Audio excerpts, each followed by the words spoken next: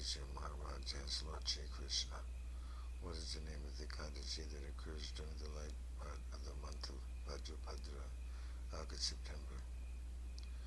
Who is a worshipful deity for this Ekadashi, and what merit does one attain by observing it? Kindly reveal all this to me.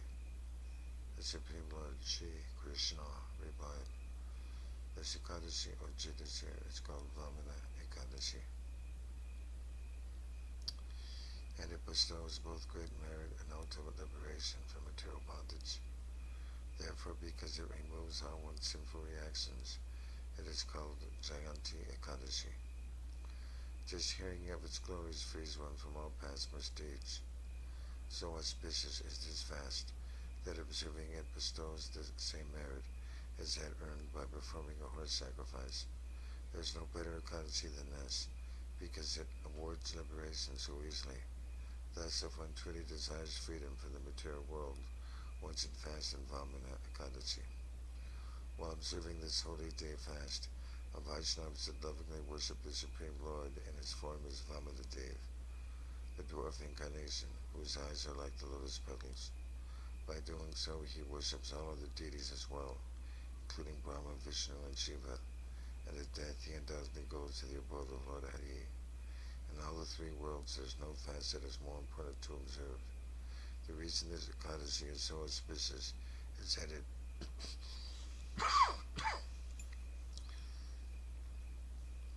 celebrates the day when the sleeping Lord turns over on his other side. Thus it is also known as Parivartini Ekadashi. Maharaj Yudhishthira then asked the Lord, O Janardhan, please clear up a question I have. How is it that the Supreme Lord sleeps and then turns over on his side? O Lord, when you are asleep, what happens to all other living entities? Please also tell me how you bound the king of demons, Bali Maharaj, as well as how one may please the Brahmanas. How does one observe Chaturmasya? Kindly be merciful to me and answer these questions.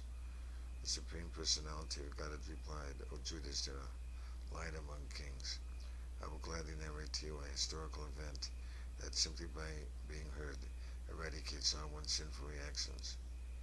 In the Treta Yuga there once lived a king named Bali.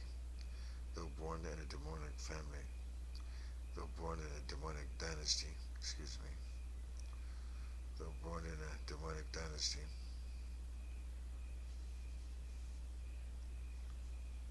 he was very devoted to me.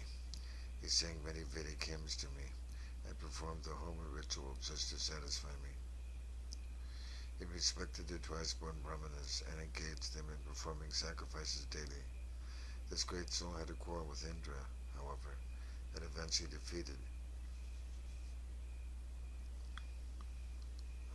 him in battle. Bali took over his entire celestial kingdom, which I myself had given to Indra.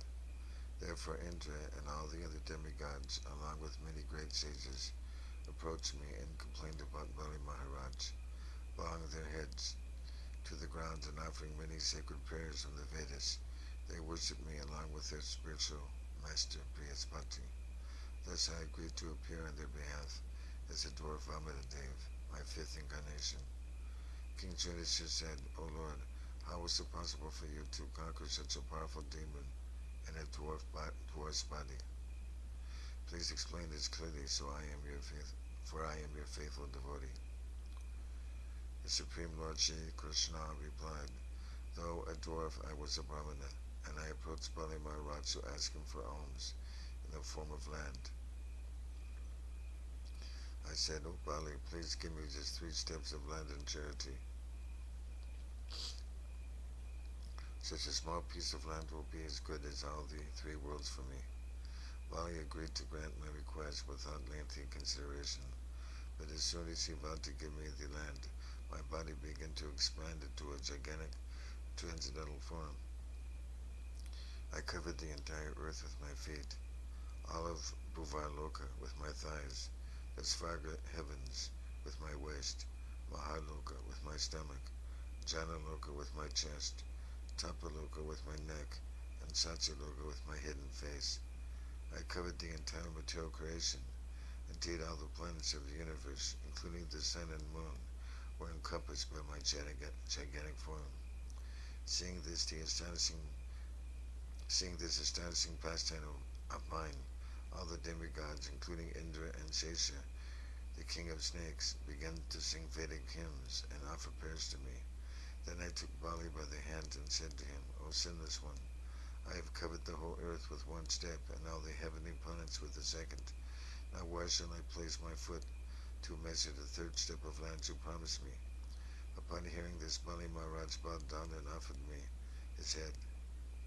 O Yudhishthira, I placed my foot on his head and sent him all the way to Pataloka. Seeing him thus humbled, I became very pleased and told Bali that henceforth I would permanently reside in his place. I told Bali I would permanently reside in his palace. Thereafter, on Parivartini Ekadasi, which occurs during the light part of the month of Bhadra, Bali, the son of Virochana, installed a deity form of me in his residence. O king, until Hare Potini Ekadasi, which occurs during the light part of the month of Kartik, I continued to sleep in the ocean of milk. The merit one accumulates during this period is particularly powerful. One should therefore observe Parivartini Ekadasi carefully. Indeed, it is especially purifying and thus cleanses one of all sinful reactions. On this day, the faithful devotee should worship Lord Trivikram Vamanadev, who is the Supreme Father, because on this day I turn over to sleep on my other side. If possible, on this day one should give a qualified person some yogurt mixed with rice, as well as some silver, and then remain awake through the night. This simple observance will free one of material conditioning. One who observes the sacred Parivartini Ekadasi in this way I have described will surely attain all kinds of happiness in this world and the kingdom of God in the hereafter. One who simply hears this narration with devotion will go to the abode of the demigods and shine there like the moon itself. So powerful is observance of this Ekadasi. Indeed, this observance is as powerful as the performance of 1,000 horse sacrifices.